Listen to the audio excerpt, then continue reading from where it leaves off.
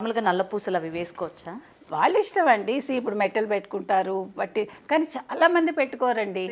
పెట్టుకుంటే వాళ్ళకి కొంచెం మెడలో కూడా అది ఏదో నార్మల్ చైన్ వేసుకుంటారు, నల్ల పూసలు మంగళసూత్రాలు తీసేస్తారు అనుకోండి, అది ఓకే.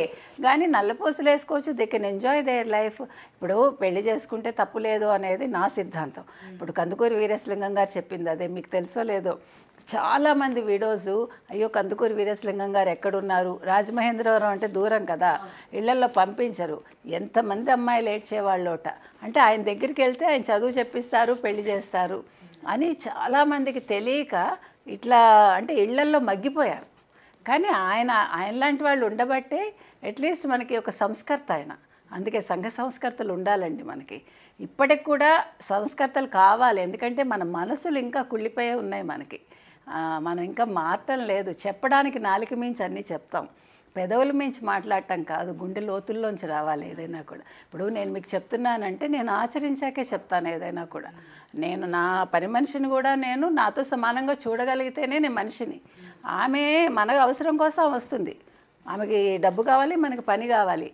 నాకు అక్కడ కష్టం అనిపిస్తుందండి, వాళ్ళని ఎందుకు మనకి తిట్టే హక్కే ఉంటుంది. ఇంకొకటి మేడం, నేను చూశాను భర్త చనిపోయిన తర్వాత వాళ్ళని కొన్ని సంవత్సరాల వరకు ఇంట్లోకి కూడా రానివ్వరు. అంటే ముఖం చూడకూడదు, ఇంట్లో అడుగు పెట్టించకూడదు అని ఉంటారు కదా. కొన్ని సంవత్సరాలు అయిన తర్వాత అప్పుడు ఇంట్లో అడుగు పెట్టించాలి, అప్పుడే ఎవరింటికైనా వెళ్ళాలి, లేకపోతే వెళ్ళకూడదు. అంటే అమ్మ వాళ్ళ ఇంట్లో పెట్టాలి, అత్తవారి ఇంట్లో పెట్టాలి. ఇంకొకటి మీరు ఇంకొక పాయింట్ ఇక్కడ నేను ఒక పాయింట్ చెప్తా. ఇప్పుడు భర్త పోగానే ఫస్ట్ క్వశ్చన్ ఏమొస్తుందంటే, అవును నువ్వు ఎవరింట్లో ఉంటావు అని అడుగుతారు. ఎందుకు ఎవరింట్లో ఉండాలి అమ్మాయి? ఒకవేళ 60 ఏళ్ళు వచ్చాక భర్త పోయినా, 40 ఏళ్ళు వచ్చాక భర్త పోయినా, ఒక ఇంట్లో ఆవిడ ఉన్నారుగా ఆల్రెడీ. ఉన్నాక where she has to go, why she has to go, నాకు అర్థం కాదు. అత్తవారు అడుగుతారు, పుట్టింటి వాళ్ళు అడుగుతారు, ఊళ్ళో వాళ్ళు అడుగుతారు, కొడుకులు కూతుళ్ళు అడుగుతారు, అమ్మ నువ్వు ఎలా బతుకుతారేంటి? బతుకుతుంది ఆవిడ, షీ క్యాన్. మా సిస్టర్ని చాలామంది అడిగా, నువ్వేంటి మీ చెల్లెలు ఇంటికి వెళ్ళిపోతావు? నేను అడిగా, ఎందుకు మా అక్క మా ఇంటికి ఎందుకు రావాలి? తన ఇండివిజువాలిటీ తంది. మీకు ఎప్పుడు నేను సపోర్ట్ ఇవ్వాలి, నీకు ఏదైనా ఫినాన్షియల్గా సపోర్ట్ కావాలా, ఇట్స్ ఓకే. కాదు నీకు సైకలాజికల్గా నేను ఏదైనా సపోర్ట్ ఇవ్వాలా, నేను వస్తా ఎనీ టైం. కానీ నువ్వు వచ్చి నా ఇంట్లో ఉండాల్సిన కర్మ ఏంటి? అసలు మనం ఒక ఆడపిల్లకి భర్త పోగానే మనం ఇలాంటి ప్రశ్నలు వేయాల్సిన అవసరం ఉందా? నువ్వు ఎక్కడ ఉంటావు? అసలు అక్కర్లేదు. ఎక్కడ ఉండడం ఏంటి? ఆల్రెడీ వేర్ షీ స్టేయింగ్ అక్కడే ఉంటారు. ఆవిడ చూసుకోగలదు. భర్తలు చేసిన పెద్ద తప్పు ఏంటంటే, ఇటీవల కాలంలో అంటే గవర్నమెంట్ జాబ్స్ చేసేవాళ్ళు, బ్యాంక్ జాబ్స్ చేసేవాళ్ళు, వాళ్ళు నామినీస్ పెట్టారు మగవాళ్ళు.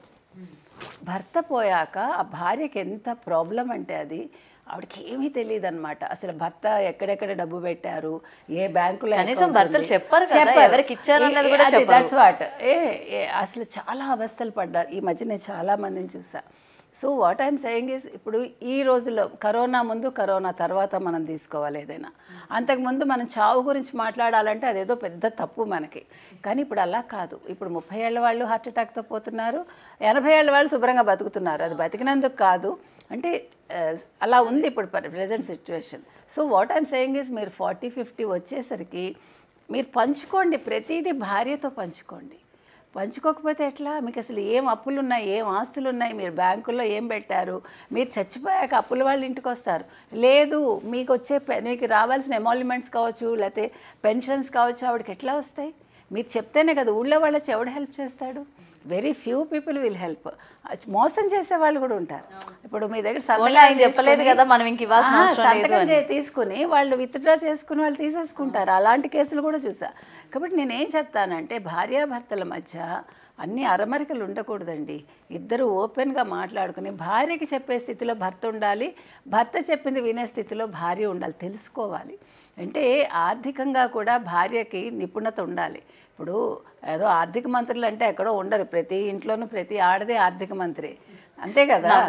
నమ్మరు. ఎందుకంటే మీరు ఇంకా నమ్ముతారో లేదు, అసలు ఆడవాళ్ళే ఎక్కువ దాస్తారు.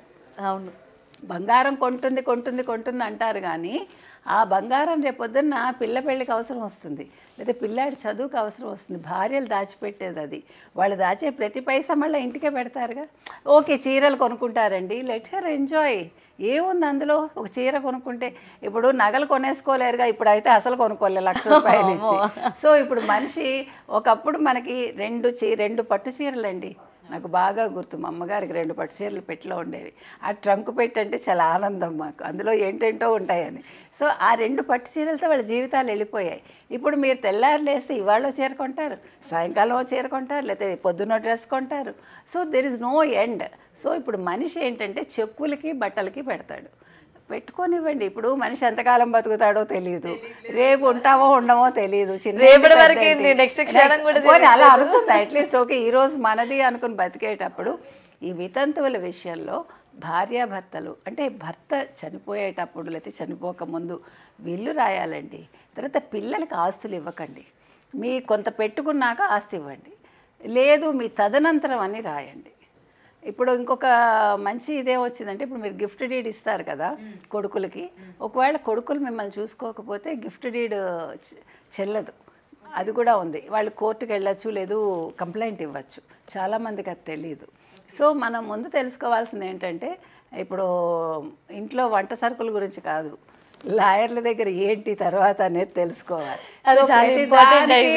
నెగిటివ్గా వెళ్ళి తీసుకోకూడదు. అదేంటి నా భర్త పోతాడంటావా నువ్వు ఇప్పుడు తెలుసుకోమంటావా? కాదు, నీ భర్త ఎప్పుడు పోతాడో ఎవరికి తెలియదు, లేకపోతే భార్య ముందు పోతుందో ఎవరికి తెలియదు.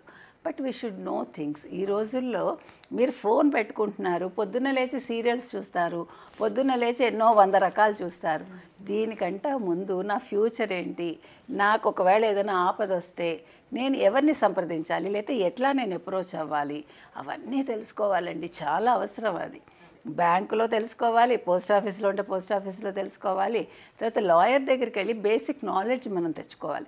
అందుకే ప్రతి మనిషికినండి, అంటే ఇప్పుడు నేనైనా మీరైనా ఒక చాకలి, ఒక ఎలక్ట్రీషియన్, ఒక ప్లంబర్, అలాగే ఒక డాక్టర్, ఒక లాయర్, ఒక బ్యాంక్ అతనితో కూడా మనకి పరిచయం ఉండాలి, ఒక బ్యాంక్